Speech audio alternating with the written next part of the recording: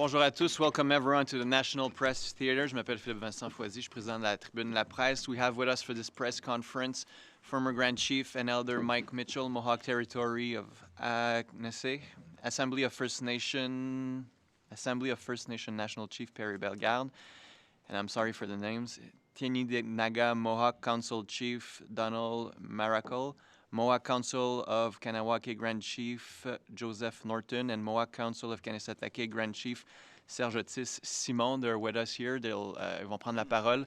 We'll answer questions afterwards. Please put your cell phone on vibration so we don't hear the noise of your cell phone. Gentlemen.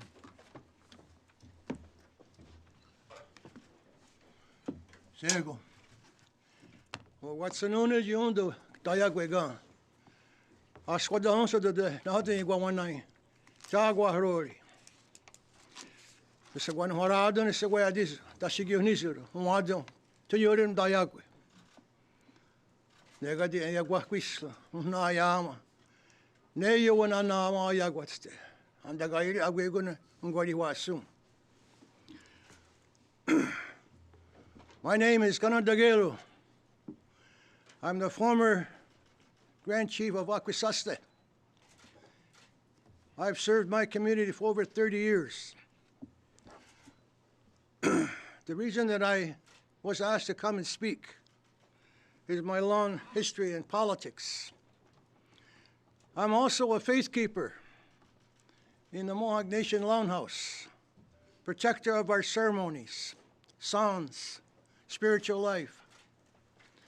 So when you balance your culture and your language and your spiritual ways, it's very important, not just a politician, but a human being. What I want to convey in my introduction is about the community of Tainanega. I want to note it, that Tainanega is the Mohawk name of Joseph Brent.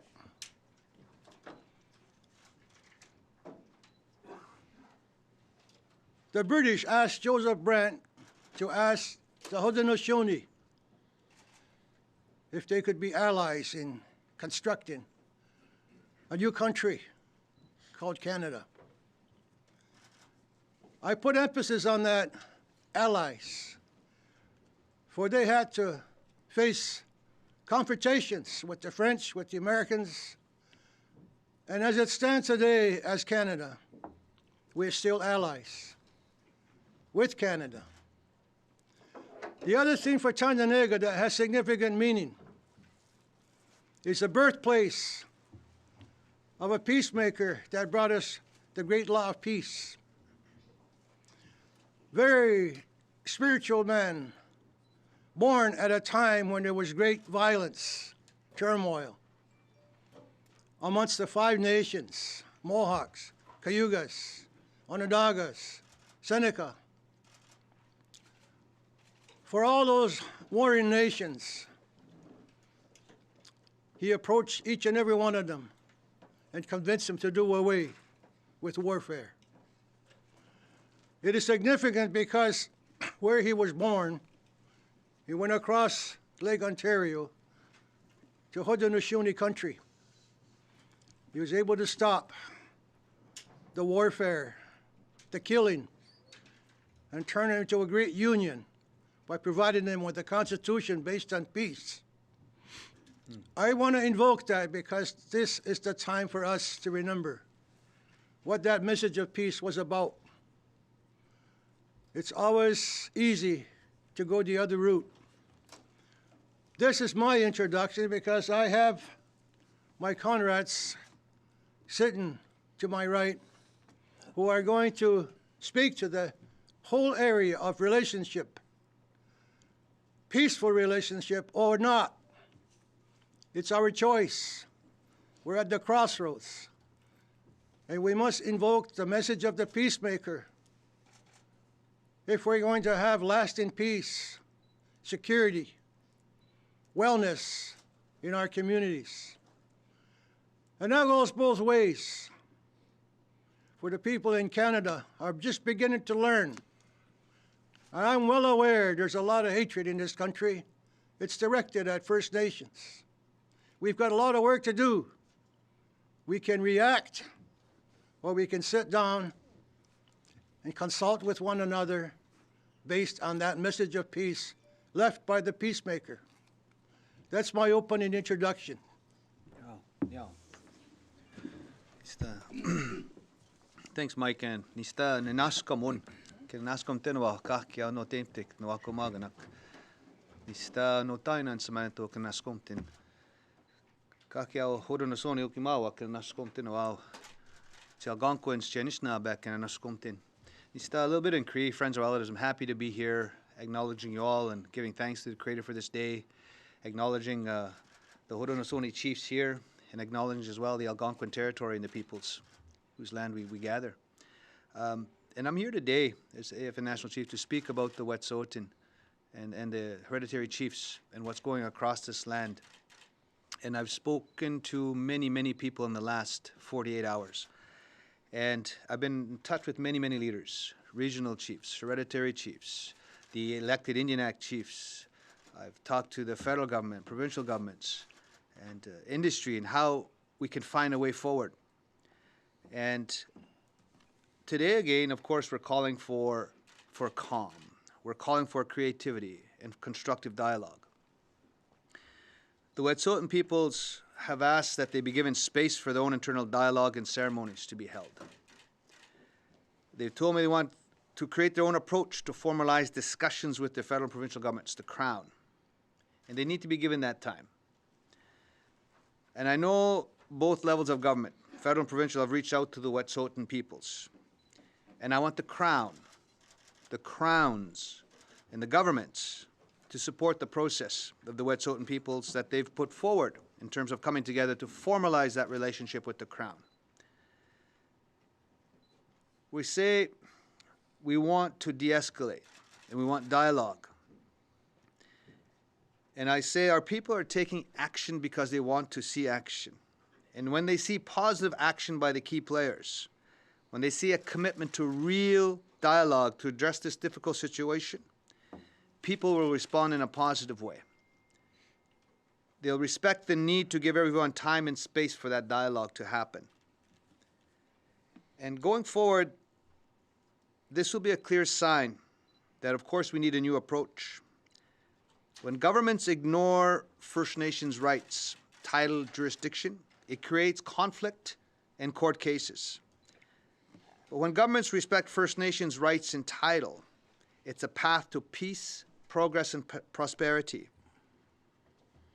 And I know the UN Declaration is the UN Declaration on the Rights of Indigenous Peoples is a roadmap to reconciliation, no question. No one said reconciliation would be easy. This is hard work. And if we're going to move this country forward, it's long overdue. We need to see that nation-to-nation dialogue. We've called again, and the Wet'suwet'en peoples themselves, through their ceremony, their big house, through their traditions, their laws, will find a way. The requests they made were simple, 3 requests. The RCMP to be out of their traditional territories. In Canada, we've got the OPP in Ontario, you've got the SQ in Quebec, the police forces. But we also have our own tribal police, alternatives that can be looked at. Wet'suwet'en need to give that direction, and if so, there's options available. They've also asked again that the industry players look at options, and they should be prepared to look at options. 2 requests. The 3rd request is the formalization of the process with the Crown. And as I understand it, there is a request for meetings and to formalize that process. And I ask, once that process is formalized, that people give time for that process to bear fruit. Positive discussions. I also want to say that in this day and age, when we start talking about reconciliation, and I'm really glad that the Haudenosaunee leadership is here, because we're all about peaceful coexistence and mutual respect. And now in February in 2020, and I've said this before, that as human beings, we can't give up on each other. We cannot give up on each other. We cannot give up on peaceful coexistence and mutual respect. We cannot give up on reconciliation. We cannot give up on our treaty relationship with the Crown. We can't give up on the United Nations Declaration on the Rights of Indigenous Peoples. It is the pathway forward. So I wanted to say that. I wanted to say those words and acknowledge you all for being here. We have a special relationship with the Crown. We are allies of the Crown. And we have a nation-to-nation relationship. It's time to really get that started in processes to move beyond the Indian Act and to respect our laws and jurisdiction as well. Always with those principles of peace and coexistence to mutually benefit from sharing the land and resource wealth as well together. I'll say that much for now. Well, Chief. Sego sa Guego, Yunyats Adarot Sario, Ogatahioni.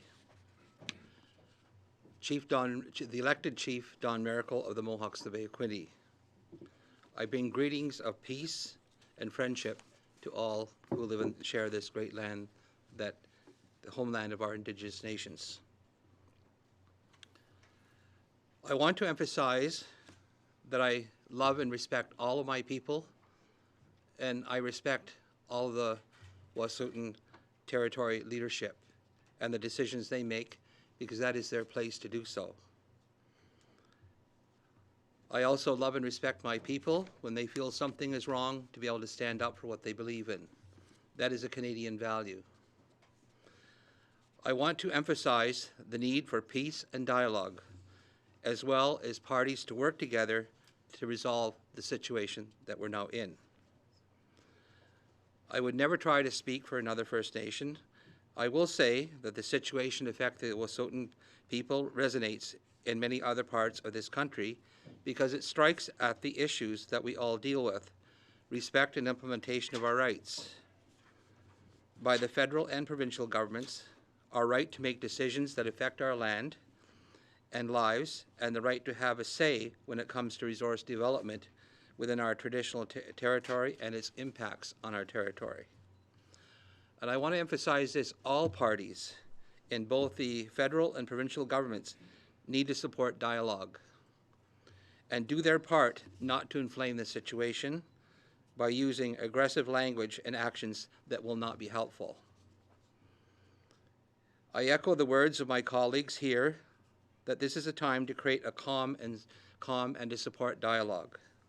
The government needs to show leadership and show First Nations across the country that it is committed to resolving long-standing disputes in good faith and good dialogue, and be open to look at all the options for discussion. I think it is now time that we need to hear what the leadership, the traditional leadership of the Wet'suwet'en Nation have to say on a path forward, and do they have proposals to bring resolution to the internal affairs of their nation. And so I wish the Creator to shine the Deyohaswat the good light that comes from the Creator, God, on the path that we should follow to bring about peace and harmony and happiness to all the people who share this land. Skanagoa nisui sewa kwego nyawa.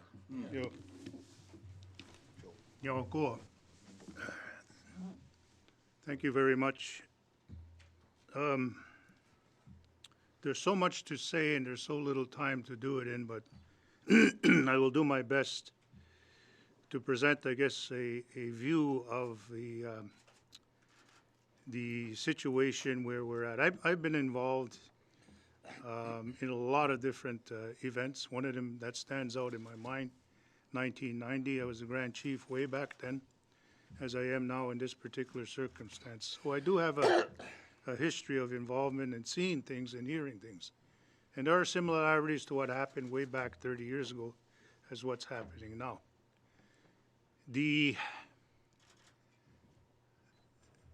I'll call it the stubbornness and the refusal for the provinces and the federal government to recognize the situation, the relationship that supposedly was established. I mean, we didn't say those terms. We didn't say United Nations Declaration on Indigenous People.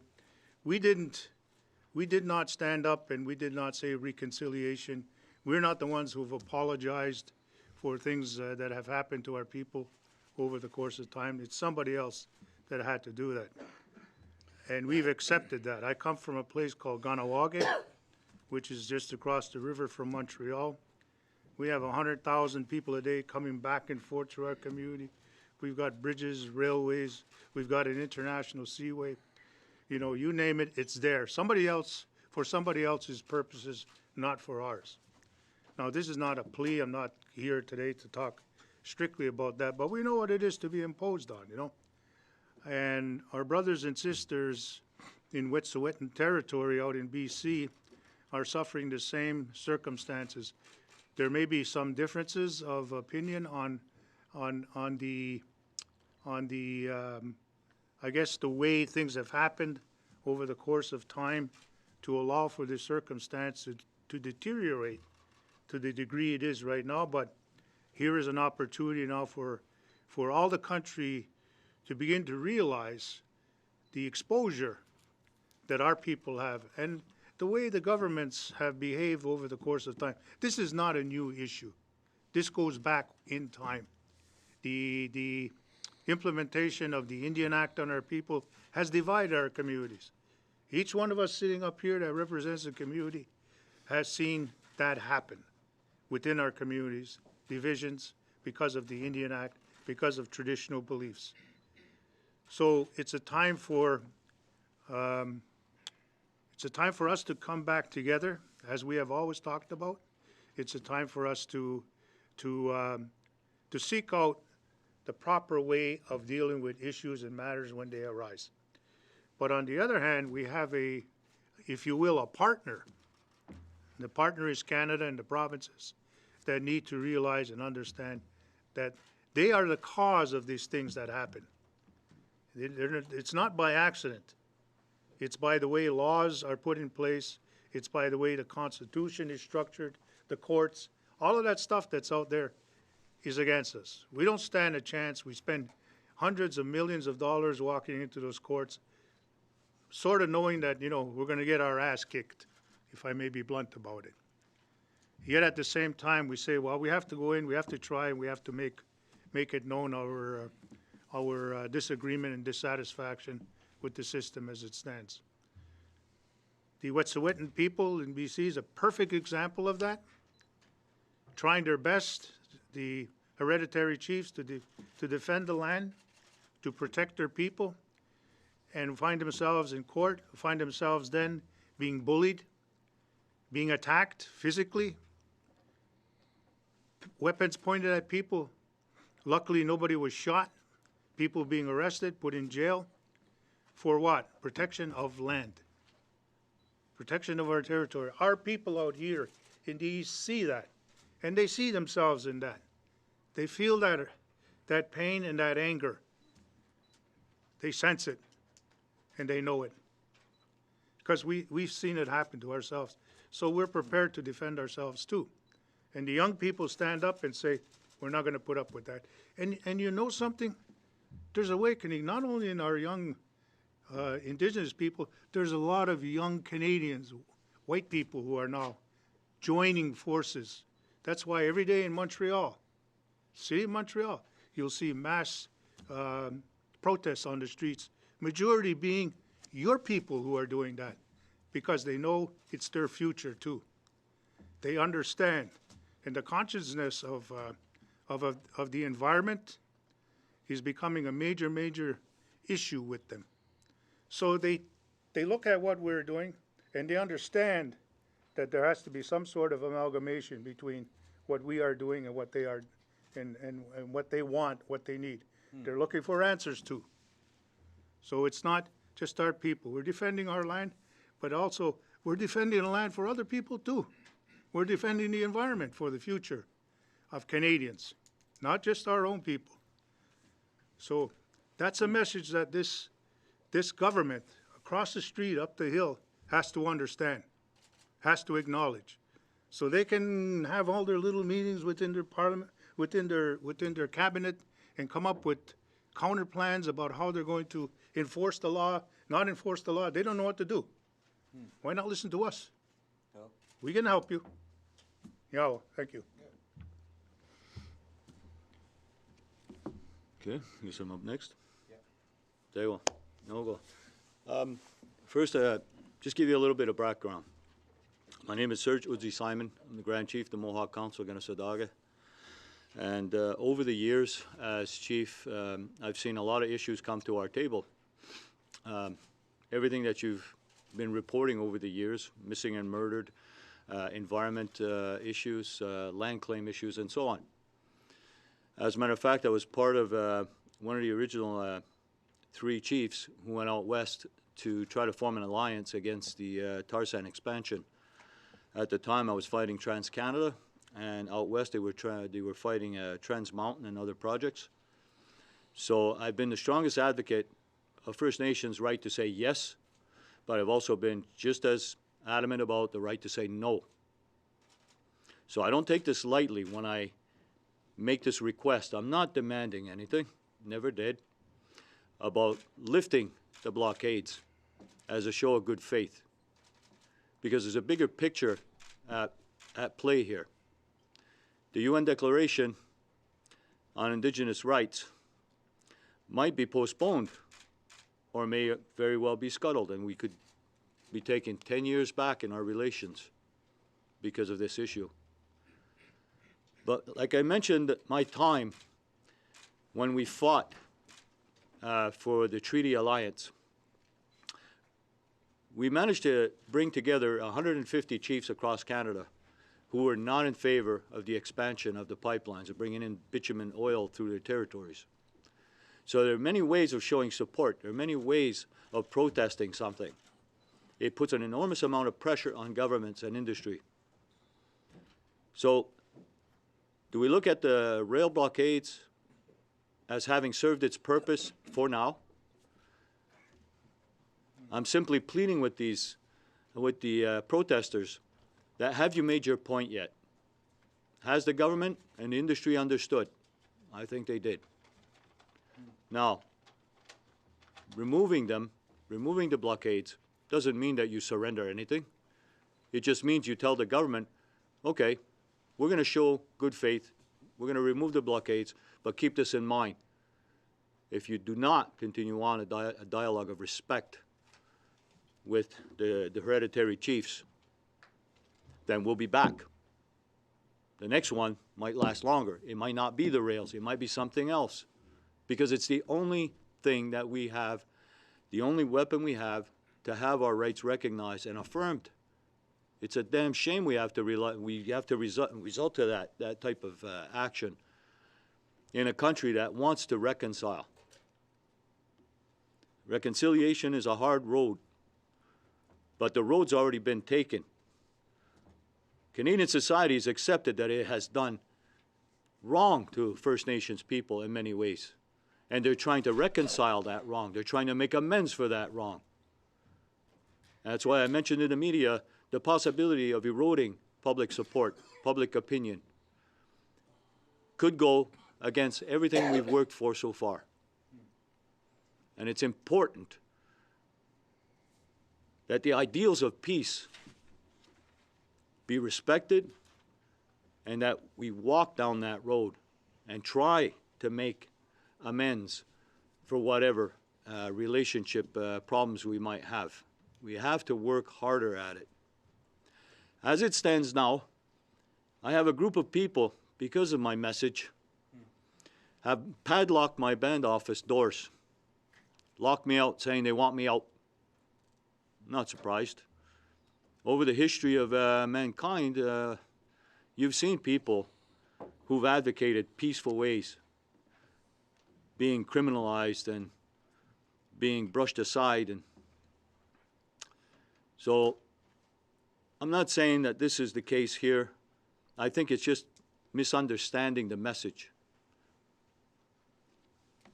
Bringing down the blockades doesn't mean that you surrender, like I said a while ago. It doesn't mean we're going to just lay down and let them kick us around.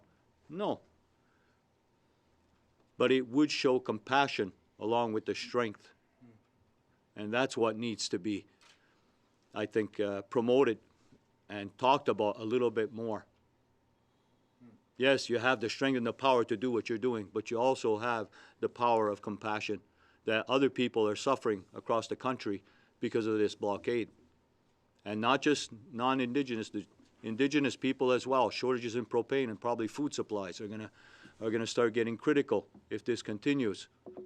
So it will be a self-defeating purpose to continue on with the blockade. So I'm hoping that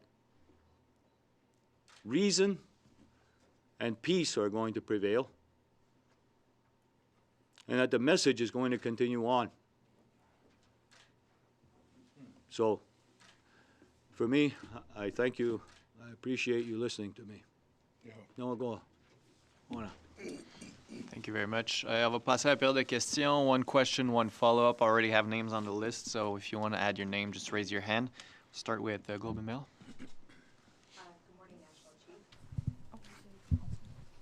Good morning.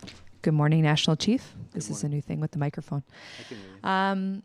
Some people have likened the situation that's happening right now to Idle No More.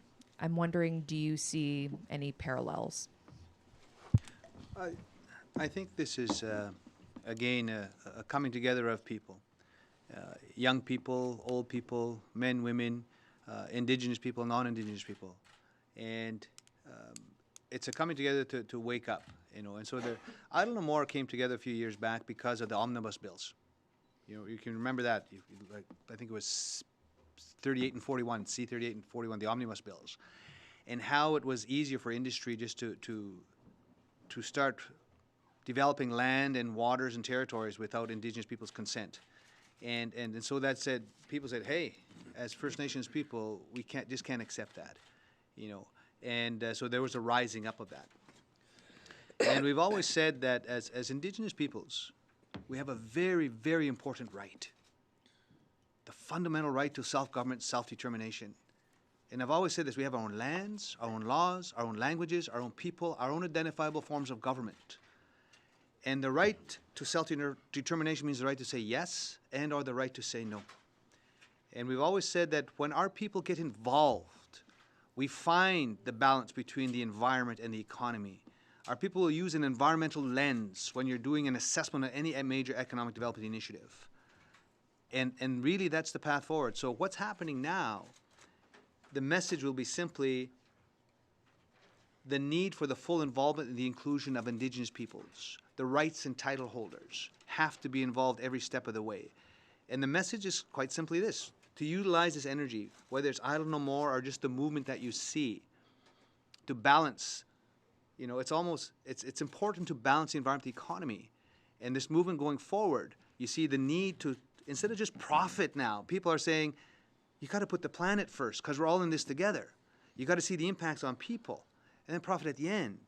And so this movement is similar, but I think it's more in the sense that it's utilizing this energy to bring about change, because our people want action. And that's what they want to see, something substantive, something meaningful. And that's really what's needed. So similarities, it's peace. It's all about peaceful coexistence and respect, bringing about change, getting the rights and title holders involved with the crowns. That's what's important. So we have to utilize that energy. And just as a follow-up, what do you think of the Prime Minister and the government's approach to handling this situation, and to what extent does the responsibility fall at the feet of the Prime Minister himself, or does it? It's on everybody. It's not any one individual. You got representatives of the Crown, you have the ministers. Minister Mark Miller went out. You got to lift him up. I said that before. You know, the Crown has an obligation, in this case with the Haudenosaunee, the covenant chain. You know, Chief Don speaks of that. The Crown has a responsibility to keep that covenant chain, that silver chain, shiny and polished. You know, we're allies of the Crown. And so it's whether the Prime Minister comes himself or the ministers of the Crown, it's the Crown has an obligation. Then the Little Crown has an obligation. You know, the BC government has an obligation to get to the table. And then as well, even amongst the Wet'suwet'en people themselves have an obligation to sort this out, because you see the hereditary chiefs on one side, then you have the Wet'suwet'en people on the other side, and the chiefs duly elected through ban referendums as well to support the Coastal GasLink. They've got to come to the table. So it doesn't rest with any one person. I'm just calling on all the parties to come together, get this dialogue started in a constructive way, and this can be mapped out going in the future. Just make sure the Aboriginal rights and title holders are there. That's what I would say, you know, to find resolvement here. Bonjour, hello, Chiefs. I have a question in English et ensuite en français. Chief Simon said in his introductory remarks that he would encourage protesters to lift the blockades. I was wondering if the other chiefs, all of you, could maybe state your position. Should the protesters stop the blockades or not? Chiefs? Is this to who do we want? Oh. I would say I agree that there's a need at some point in time to for the protesters, the protectors of the land. Let's call them. That's what they are. They protect the land, and they feel this need to get out there to do something to ensure that land is protected. At some point in time, this has to come to a peaceful end. But in the meantime, there are certain guarantees that everybody's looking for that need to be put in place. And all the parties that, as National Chief has pointed out, all the parties need to be able to work together to ensure that happens. It's not incumbent on one group of people. Those people on the front lines need to have the reassurance that their voice is heard, that the actions that they took has meaning, and something positive will come out of that. So when that happens, then you're going to see a backing off and a quiet resolution to this.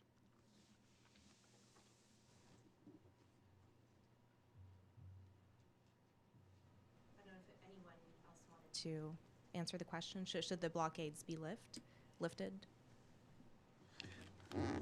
Again, I've always said, or I can go. The issue is, again, and Grand Chief Joe talked about, you can't criminalize people for standing up for their rights, title, and jurisdiction. So I've always said political activism. Don't call them blockades. Don't call them protesters.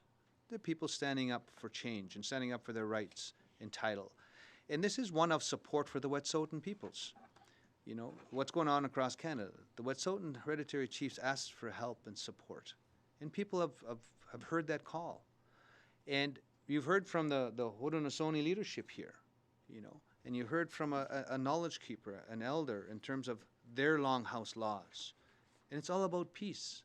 And if you put that peace and those principles of peace and respect and working together, you know, things will come down, because that's the law of peace, mutually benefiting from the land and resource wealth. And Grand Chief Serge talked about compassion, the power of compassion for people across this land. You know, we get that. We see that. And then on the other hand, it's like these issues they're not new. You know, dealing with land claim. I don't even like using the word land claims. It's land restoration. You know, and there's got to be some new processes that come out of this. And I believe there will be, you know, because I talked about the need for the UN Declaration to be recognized and implemented. You know, I talked about, we didn't even talk about the 94 calls to action from the Truth and Reconciliation Commission. That helped light about Canadians, about the genocide of the residential schools. We didn't even talk about the missing and murdered Indigenous women and girls and the 231 calls to justice that have to be implemented with a national action plan. We didn't even talk about the 5 to 7 times the young people are killing themselves. We didn't even talk about that. Too many of our people in jail. So the list will go on and on. So there's an inconvenience on both sides. But so when you ask this question, it's brought awareness. Our relatives, our brothers and sisters can hold their heads high. They've elevated this issue to a national, international level. And we want to make sure that it's peace in a good way. We also want to be concerned with the welfare of people that are on those lines there, that things come in a good way based on our elders' teaching. And if you put the elders' teachings in the ceremony first, we're guided by those 7 teachings, no matter what nation or tribe. And it's truth and honesty, love, respect, courage, wisdom, and humility. Those will guide us forward. When you put those at the forefront, you'll find things can come and work out in a good way and things come down. Pour vous, Chef Simon, vous dites que votre position, en fait, relayée dans les derniers jours à l'effet que les blocus devraient être levés actuellement. Vous dites que vous avez eu des répercussions sur votre territoire. Qu'est-ce qui s'est passé exactement? Puis est-ce que vous considérez que c'est de l'intimidation, ce qu'on vous a fait? Je pense que c'est de la mécompréhension de ce que j'ai dit dans les derniers jours. C'est que je ne demande pas que les barricades soient levées. Je suggère que peut-être le temps est venu de les lever parce qu'il y a des impacts économiques qui s'en viennent et devraient être très sérieux, et ce qui va affecter tout le monde. Alors, on a simplement demandé aux manifestants si on fait leur point et si les gouvernements et l'industrie ont bien compris le message. Je crois que oui. Alors, avant de voir une escalation des tensions, parce que les gouvernements éventuellement vont être forcés à faire quelque chose, on ne sait pas quoi, mais peut mener aussi à une escalation de notre côté et tout le monde va être perdant.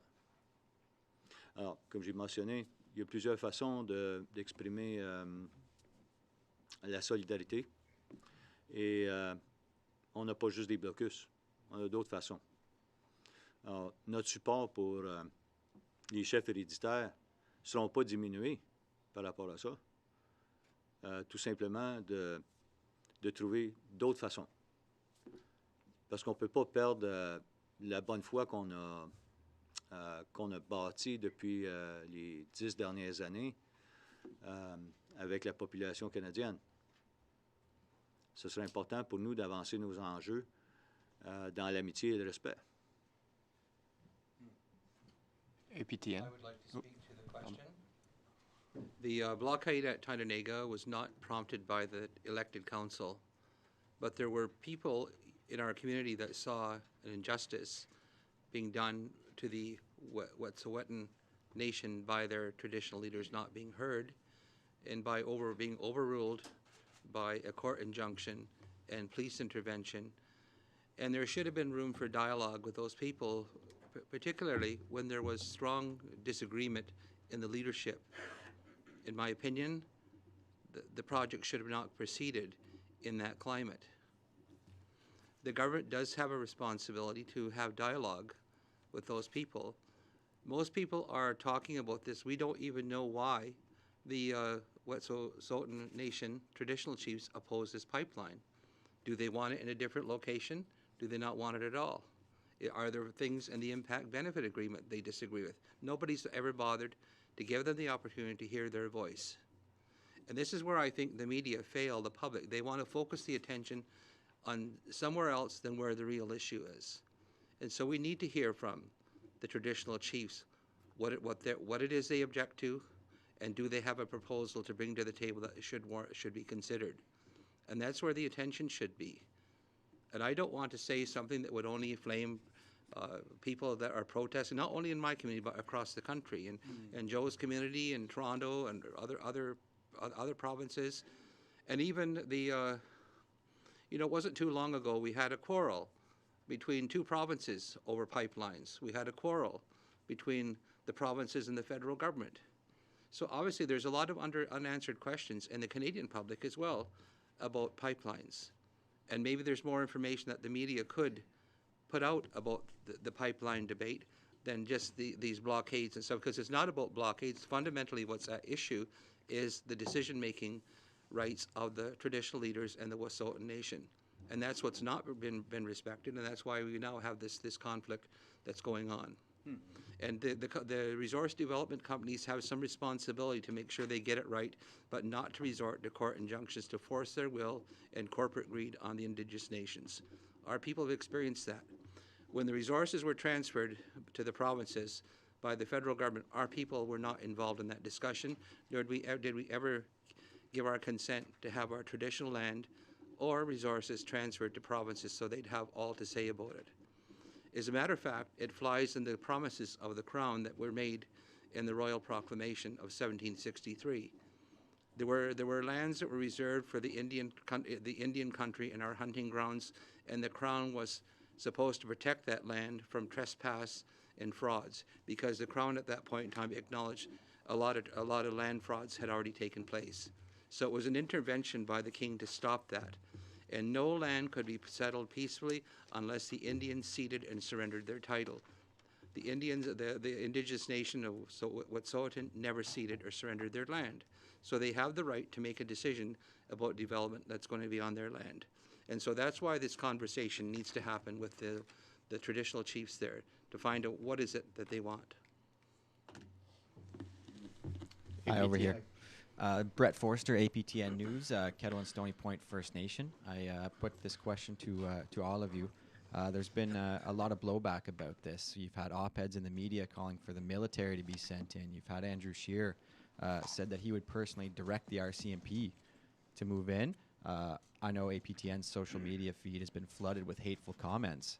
What's your reaction to this blowback, and what's your message to your peoples who are experiencing a lot of hate because of this? I would just answer it this way, that again, principles of peaceful coexistence and respect for each other is needed, and it's not a time for divisive comments from any leader. It's a time for calm. It's a time for dialogue. It's a time for coming together of our peoples. And even regarding the injunctions, you know, and I've said this before, that the proper exercise of police discretion should not be confused with lack of enforcement. It's a difficult time for the RCMP and the OPP and the SK and everybody else. So it's because they're not being enforced. They're using their discretion. And that's a positive thing. People got to acknowledge that. And again, always calling for calm and peace. Using ceremonies, you're not going to go wrong. You know, and I would say, like, the goodwill of the Canadian people, because I can only go back to our teachings, and we have a treaty relationship with the Crown, and we're to mutually benefit from sharing. We don't give up anything. We're sharing the land and resource wealth with the newcomers here to these lands. The hatchet was buried, there would be peace. You know, even the teachings of what, like our eagles, why is our eagle staff curved? That's our flag, that's our nation. At one time it was straight, it was a spear to kill. But our people said, we'll curve it. It will still be used to recognize our people, but there will be peace between our peoples. And people need to know that and respect that on all sides. This is a great, beautiful country. We cannot give up on reconciliation. We cannot give up on the UN Declaration on the Rights of Indigenous Peoples as the path forward. We can't give up on the Truth and Reconciliation Commission's calls to action. We have work to do. We have to implement 231 calls to justice from the Missing Murdered Indigenous Women and Girls Inquiry. We need Canadians to get behind all of that, because then we can really build a country where our children and grandchildren can respect each other in a good way. That's the work we've got to do going forward. Every November the 11th, Canadians lay wreaths at the cenotaph in honor of all those who served and gave their lives at wartime when the security of this country was an issue. In my community, we had the highest number of Indigenous volunteers. In the First World War, 101, and the Second World War, 213. And ever since we've made the covenant chain in 1664, we've always answered the call to arms on behalf of the King or Queen of England. And so we gave distinguished military service and our lives in that cause of freedom and justice. And that included justice for the Indigenous people. And so when you lay your wreath there, remember that our people also gave their lives for the values that say that Canadians are so important to them. Yeah. Lest we forget. Yeah, partial response. I guess the warmongers out there who are quick to pull the pin and throw the bomb should think about what's happened in the last little while. I mean, the reminder that Don gives us all in terms of the sacrifices our people's made. We do the same thing in Kahnawake too. Every November we have a commemoration to those that died.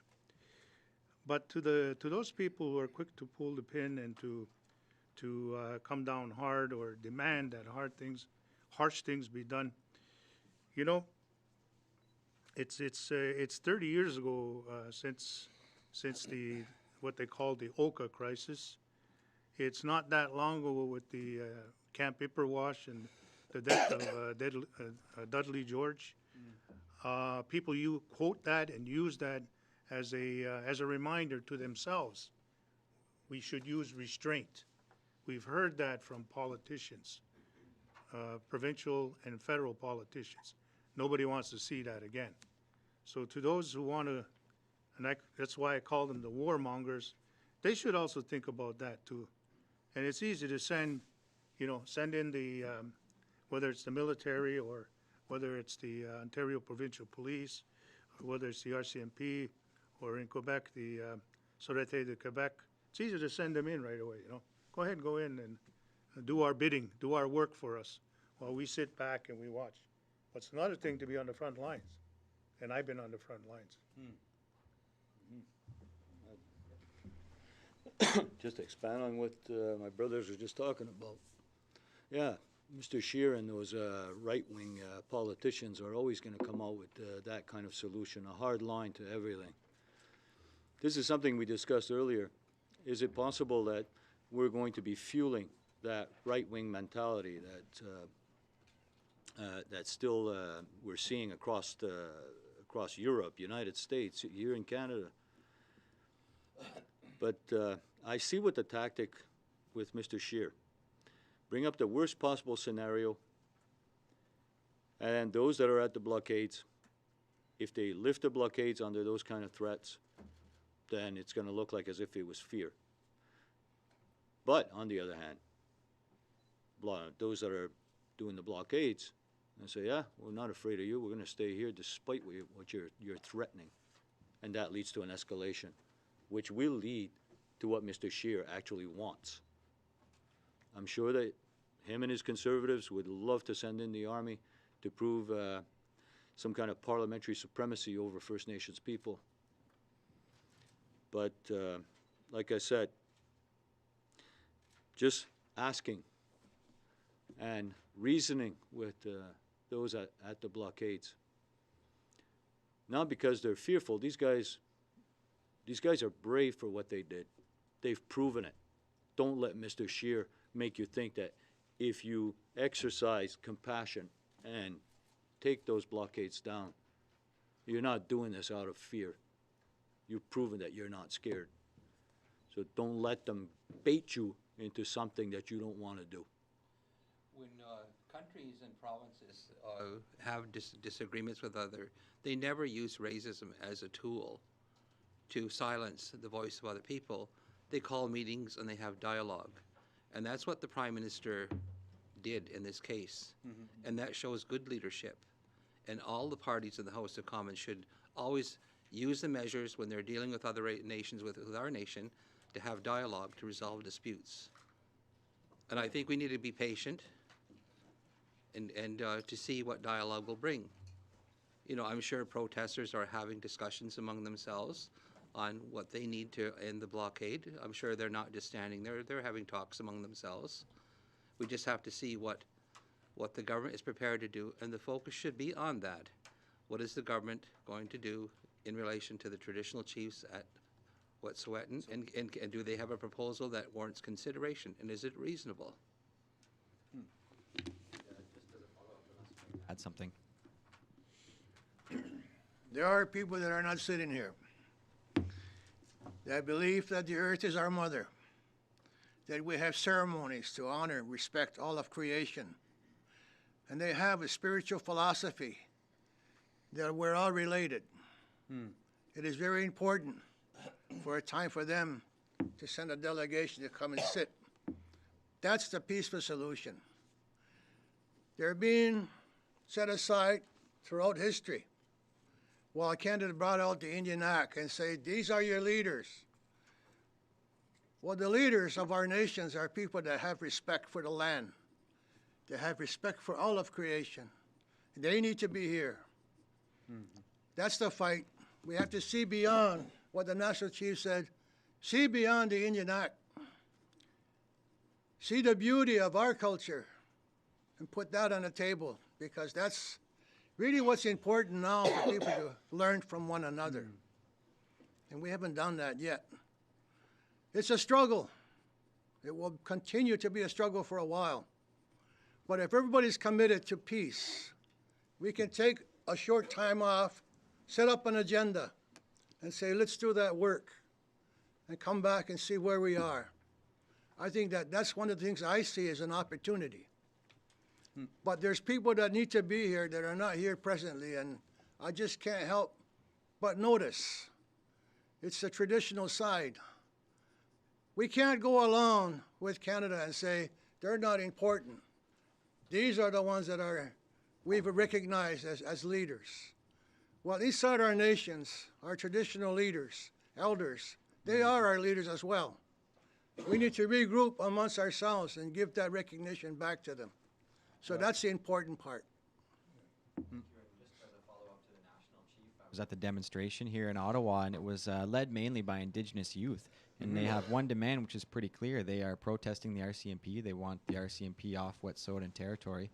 What's your message to the young people that are leading these demonstrations, and do you support their call to have the RCMP off the Wet'suwet'en land? It's good to see our young people, and we've always said to harness the energy of our youth. You know, they're the young ones coming up, and we have to try to build a better future for the young people and provide them with hope that they won't have to deal with all these outdated policies that we're still fighting. You know, because we call them termination policies of comprehensive claims and specific claims, additions to reserve the inherent right. They're based on termination of rights, title, and jurisdiction, not recognition. So we need to fix that, and we need to formalize process with the Crown. And so again, we've the police forces are sworn to uphold, and I've said this before, 2 laws in Canada: common law and then civil law in Quebec. And these police forces are sworn to uphold those laws. And until we get to a space where our laws can be recognized in addition to common law and civil law, Wet'suwet'en law, Haudenosaunee law, Nehiyawak law, Cree law, Anishinaabeg law, there will be this conflict. And so we need to expand, and if we really want to start talking about reconciliation and restorative justice, that's where we need to go. And then there are options when our young people say the RCMP to be out. And I talked about, well, there are tribal police. There are peacekeepers. We have our societies. We have our way of maintaining peace, and those things should be looked at. And so that would be my message to the young people, is to hold them up and thank them for their energy, thank them for their standing up, and but to channel that in a positive way so that we can have positive change into systems that I've said before, that these are courts of law, not courts of justice. And we have to keep moving towards restorative justice, but recognition of our laws as well, in addition to common law, civil law. And that's the work going forward. That's how I would say that.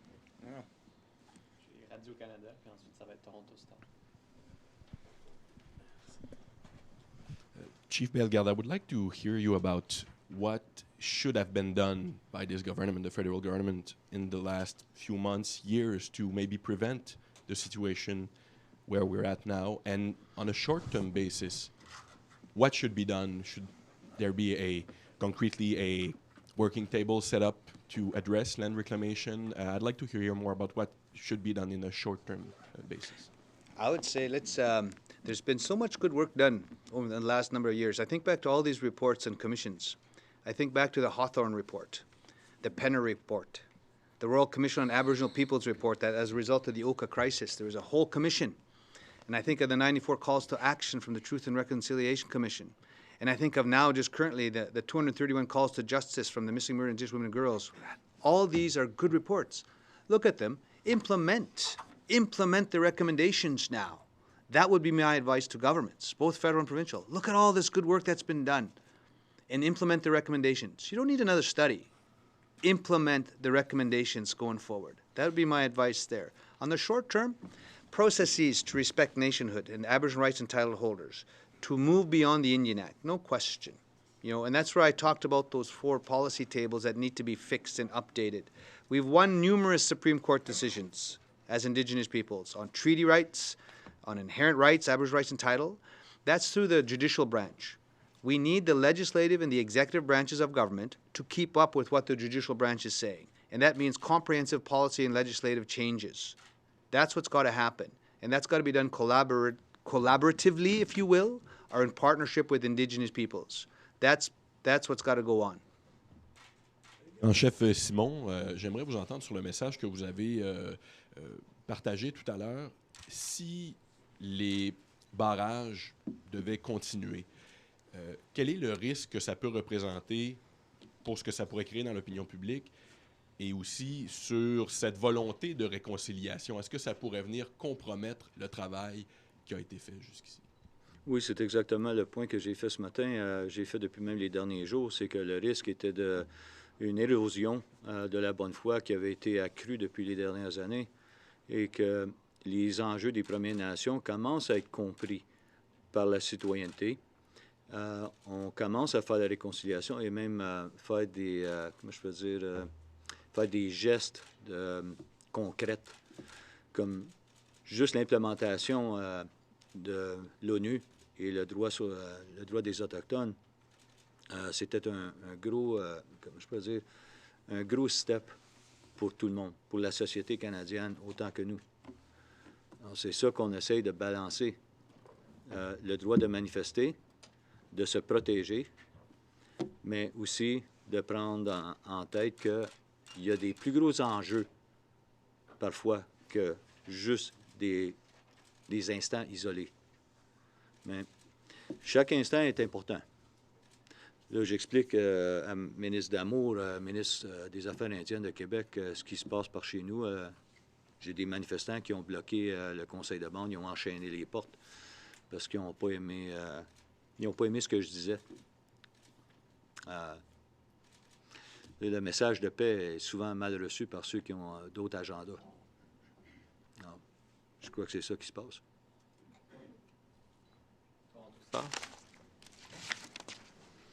Après ça, on va aller au devoir avec Marie. I guess that maybe there's a question for Chief Bellegarde and Chief Miracle.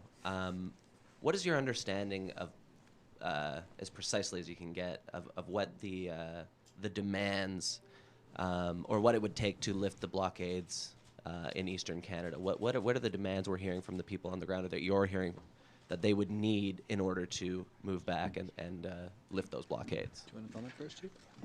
I think the National Chief has already answered that question, but he can re-answer it again.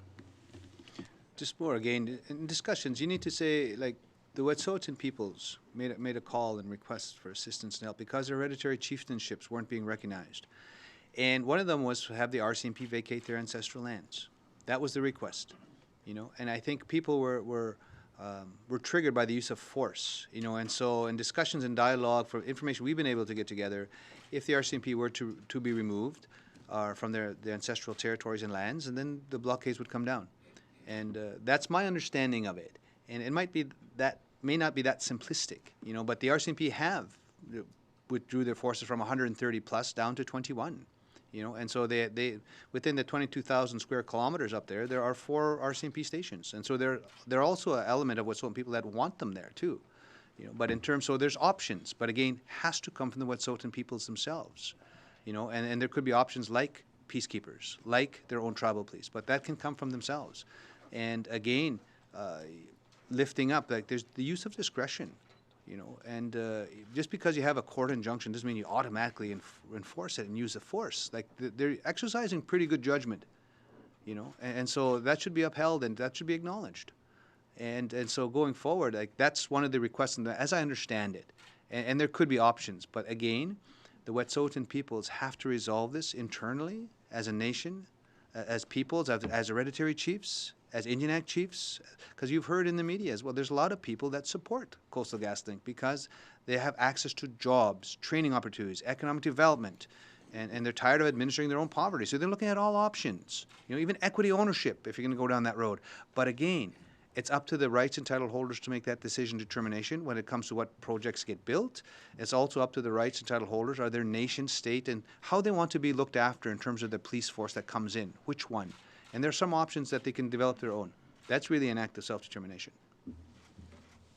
In calling for that process to figure out, to resolve this dispute in the Wet'suwet'en Nation and to interact with how they would want to interact with the Crown on decisions like this, is it your view that the company should suspend construction of the pipeline basically until that process is worked out, until there's a process to interact with the Crown and make these decisions within that nation itself? I would say Coastal GasLink has an obligation. And I've said this before companies try to build anything, build a respectful relationship with Indigenous peoples, with the rights and title holders. You'll get it right if you do that from start to finish on any major project. And that'll apply to any major development in Canada. So before you build anything, build a respectful relationship. And so there's an obligation of industry in the private sector to get it right. And some will say they might have thought they got it right with all the IBAs they've signed. But there is a very important piece. The hereditary chiefs, to my understanding, were put to the side. And that's not acceptable. And so that's what we're trying to rectify now. And I think there's an obligation from industry to get back to the table, to listen in a very respectful way. So, oops, sorry. Okay, well, to expand on GasLink, you can't say that they didn't know that they were going to encounter some problems. The Unistoten camp has been up in that area for several years now, and the position of the hereditary chiefs were also well known in that area. So I guess what it looks like is that GasLink went to the side, the path of least resistance, going with those that were going to say yes. Instead of accommodating, we've said it before, the industry has no problem throwing $1 billion here and $1 billion there whenever it suits their purpose. But when it seems to me that when it's to accommodate a First Nation in any particular issue, it costs too much. Like the alternate route that the hereditary chiefs had agreed to would have cost what, $800 million more? Would have probably put the project back 1 year. But when you're talking about billions and billions of dollars in revenue, isn't it worth kind of taking that extra effort and that extra time to avoid these kind of situations? I think it would have, but they didn't.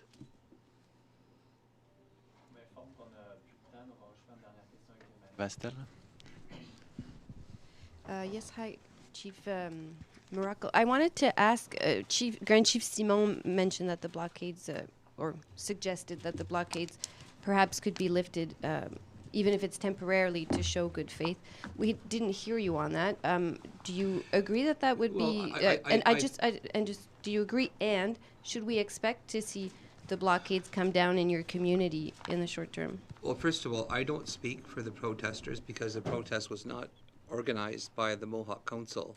They speak for themselves. They have internal dialogue and a process, and I have to respect that. There's information that I might have that's confidential that I'm not allowed to, that I'm not entitled to share with others because it's addressed to the people who are hosting the blockade. And so I want to show respect for their rights as well. And I want to contribute to things that are going to create good dialogue and not prolong tension. And so the dialogue with the traditional chiefs seems to be a very important piece to a resolution. The Supreme Court have already ruled that they have rights to have a say, be part of the decision making in this. And I think, and I've already said, it was fundamentally wrong to go ahead with the resource development when there was strong leadership, strong division within the leadership. And so we find ourselves in this situation, not because of protesters, but because the way the whole thing was handled in the first place. But do you agree that it would be a show of good faith to maybe take a step back? I think it's going to really, whether I think the determination will depend on what comes out of these talks that the Prime Minister is asked to have occur. And so I'm supporting, let those talks proceed and let's see where we're at when those talks. But I don't want to say things that are inflammatory that would not contribute to a resolution. Merci beaucoup. Thank you very much.